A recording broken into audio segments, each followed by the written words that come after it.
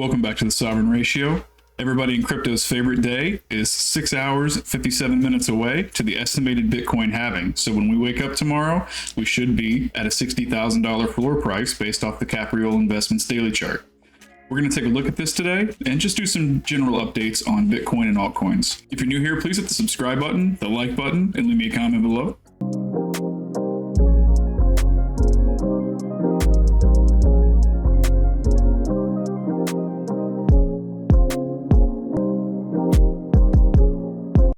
Guys, in the last couple days, Bitcoin has done an exceptional job of holding the 60K level, which at one point I was saying that it would have a dip down to 52. And then in my last video, I said potentially a dip down to 55. Now, I still believe in that potential dip down to 55, but I want to point out a couple of things first. First and foremost, the high cycle Bitcoin high short moving average is escalating up in a relatively rapid fashion. When I thought that Bitcoin could correct to 52K, that's because the BTC high short moving average was sitting in that area. Now, after some time has passed, it's sitting at 55.8, and when the weekly closure happens on Sunday, this could be even higher, like up in the $57,000 area. And the reason that's important is this. First, I'm going to scroll back and look at the previous halving. So back in 2019, you can see the Bitcoin ran up here. On the daily chart, it looks like it closed several candles above the pi cycle long MA, which it did. If we go to the weekly chart, however, and scroll out, you can see that Bitcoin actually rejected off of it on a weekly closing basis, only to retrace back to this short moving average right here, the yellow line, and then actually breaking below it for a deeper retracement, which is something that most people probably did not expect back then. But also you can see there's a very tight range here between the two lines, the short and the long moving average. Also sitting below there was the bull market support band. And ultimately when Bitcoin lost the bull market support band, there was a large drop and then a complacency bounce back up to it and then another rejection off of it, for what probably would have been the ultimate bear cycle low had we have not had this flu dump right here. Generally, I like to think that Bitcoin probably would have just grinded sideways here and retested, and then finally, this whole area right here wouldn't have existed if we didn't have the COVID dump. Because to me, this was a very value area right down here, and if people bought that area, they would have still done extraordinarily well. They would have only missed out on this little triangle right here of price action. So that's what happened in 2019. Now, if we go back to the previous cycle before that, which is the one that most closely resembles the cycle that we're in now, the similarities are actually very close. You can see that Bitcoin actually rejected again on a weekly closing basis off of the pi cycle long moving average. Now it did close one candle above it, and then the next candle dropped below it very harshly before ultimately retesting on a closing basis, retesting that short moving average. Now it did pop below it and it kind of held the bull market support band there, but that general area between the bull market support band and the short moving average is where it ultimately held, despite this wick down here. This wick was actually caused by a problem with Ethereum. There was like a $500 million Ethereum hack of some sort back then, which caused a dump in the market. But ultimately, that bull market support band and short moving average held very well as support before, after the halving, a couple months after the halving, starting its major ascent. So now back to present day. Here's what we see again. We see a weekly closing rejection off of the pi cycle moving average, and then you see a potential price action down here to like the 55K area for the BTC high short moving average, and then the bull market support band is right there with it too. That's why in general, this area right here is of interest to me, because that's where all of the support could possibly be if Bitcoin doesn't hold 60K. Now, Bitcoin could ultimately just hold 60K because this is a pretty long consolidation period that it's been in since the rejection of the long moving average. So now let's put the Capriole daily chart on here so we can look to see why I think 60K is also important, which again, I mentioned in my previous video, so this might be a little bit redundant, but we'll put it on there. Now you can see currently the Bitcoin floor cost of production is $29,872. So we'll call that 30K, right? Tomorrow, when the Bitcoin halving happens, this red line is going to shoot all the way up to $60,000. And then once that happens, that is generally a very good support area for Bitcoin to hold. In the past, there's only a couple of instances, which again, I showed in my last video. If you want more detail, you can go back and look. But Bitcoin has basically held that bottom red line, which will now be at 60K tomorrow, as support throughout almost every bull and bear market. However, if we scroll back, I'm going to go just to the instance where it did not hold it. You can see back here in 2016, Bitcoin did spend a considerable amount of time under that bottom cost of production until ultimately breaking above it right here in October. So if we pull up a date tool just to kind of get an idea of possibilities, because everybody likes different possibilities and different options on what could happen or what couldn't happen. If we take a date range from the halving until Bitcoin definitively held that bottom as support again, we're looking at approximately 111 days. So about 3 months or about 4 months. So it's potential, Bitcoin could do the same thing like that here on this cycle. When this is 60K again up here, Bitcoin could easily touch that, hold it as support, and drop below it slightly for a few months. And actually, that would be a good indicator that Bitcoin is going to have a normal length bull market, which would theoretically end around late 2025. Instead of this left translated cycle that everybody's talking about. However, if Bitcoin does not get more consolidatory in nature and go down and just kind of grind there for a couple of months, we probably are looking at a cycle that is somewhat shorter. Now, I'm not going to say it's going to end in 2024 like a lot of people are, but the trajectory in the market, if there's not a major correction, which again, we still have not seen a major correction, they've all been 20% or less. If we were to see a 30-40% correction in the market, then I would say for sure, yeah, like Bitcoin's probably going to have its ultimate top in September of 2025 or something like that. But right now, I do agree that the cycle is probably going to be shortened a little bit. Now, the cycle itself can't be shortened, but the area of time and opportunity when Bitcoin can make a rapid ascension in price along with altcoins, I think that time period could be reduced and consolidated with a more aggressive move and blow off top if that were to happen. But again, if Bitcoin were to just kind of hang around the bottom cost of production here, maybe go under it a little bit, maybe go down to 55 and bounce around, come back up and reclaim 60 or whatever, and then take off like in July or something like that. Maybe the second quarter is not so great for the entire market, and then in the third quarter things pick back up, then I would be more inclined to say, hey, I think late 2025 is probably going to be the regular bull market peak like we've seen in the past.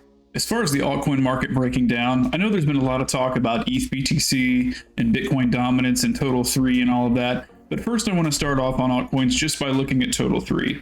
If we look at this here and take a Fibonacci from the bottom of the bear market all the way up to current highs, you can see that it's actually bounced quite beautifully off of the 382, which is currently sitting around $600 billion. In this weekly candle, it actually bounced right off of that and is looking to bounce up. Now, it could just stop at the 236 and then continue moving down. I don't really know, but what I can tell you is that we have a bull market support band and we have a $600 million 382 level sitting right here that it has bounced nicely off of. In addition to that, we are looking to kind of form a weird cup and handle pattern. I'm not really sure that it's a traditional cup and handle because this over here is not as high as this is. But if I take that off, you could see the potential here for a cup and handle around this level with the retracement here and then a move up. Now, a cup and handle pattern on a time frame like this is kind of hard to judge, but if we just take it here and move it down to the bottom, you just take a line from there to there, and then you take it as the breakout. You can see an ultimate target out of that cup and handle sitting around $1.1 trillion, which also just happens to be the top of the last bull market. Zooming out a little bit more, you can see a major long-term trend line right here that goes down to that $462 billion level, which also matches up with the 61865 golden pocket. So I would not rule that out as a possibility, but right now what I'm seeing is a nice bounce off of the 382.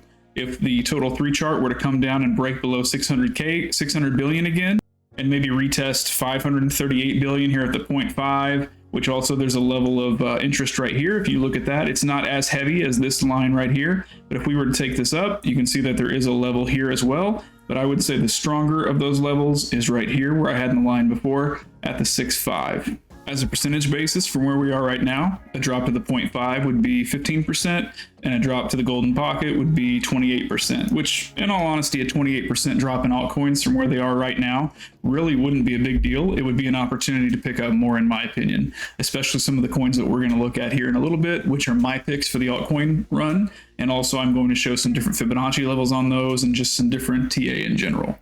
All right, let's start off with AIOZ here. AIOZ is basically the YouTube of Web3, and it's also part of all AI tokens in general, obviously because the first 2 letters of its name are AI. But if we take a look at this thing has gone in the span of a few short months from November of 2023 from 1.5 cents all the way to $1.08. not a bad performance if I do say so. Especially started to take off whenever NVIDIA and other Web3 AI tokens really started to take off. So generally, while I would run a Fibonacci from here to the top, I'm actually going to do it from this large movement to the top.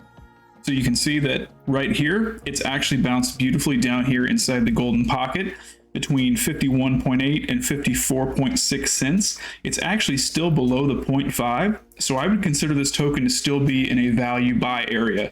This is not a bad time to start DCAing the token, but if it were to make a more dramatic move to the downside and maybe go to either the bull market support band at 46 cents or the 786 retracement at 40 cents, it's a screaming buy, absolute screaming buy. This isn't financial advice, but that would be a fantastic entry point.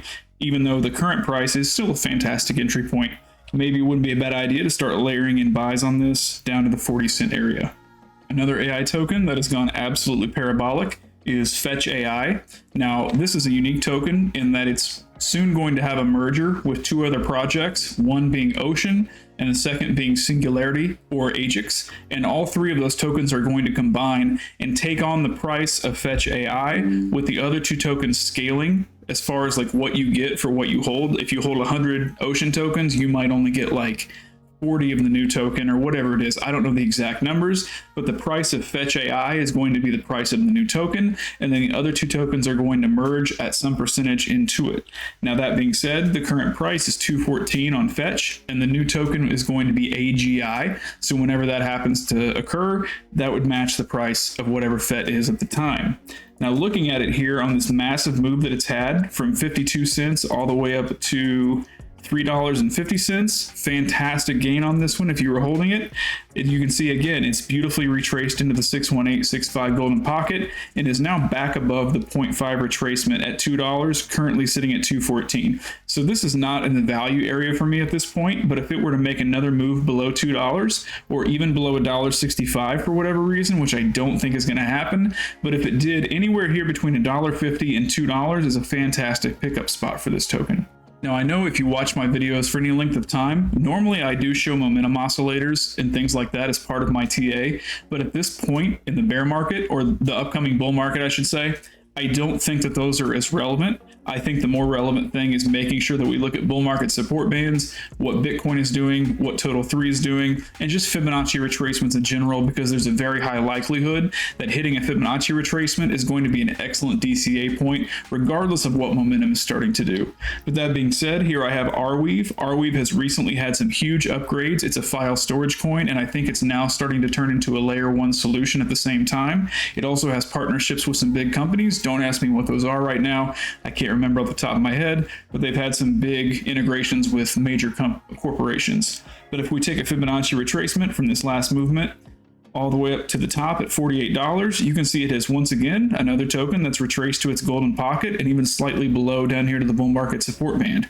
This token is currently still in a value zone, with the value zone being anywhere between $22 and $28, currently sitting at $27.43. If it were to make another move down into the golden pocket, I think it's definitely a good place to DCA. And if it were to make a move again down to just the even $20 area, again, I think that's probably the bottom of the bottom, unless there's a huge move down on Bitcoin or Total 3 to the point to where this could go back down and test $15 to $17 again.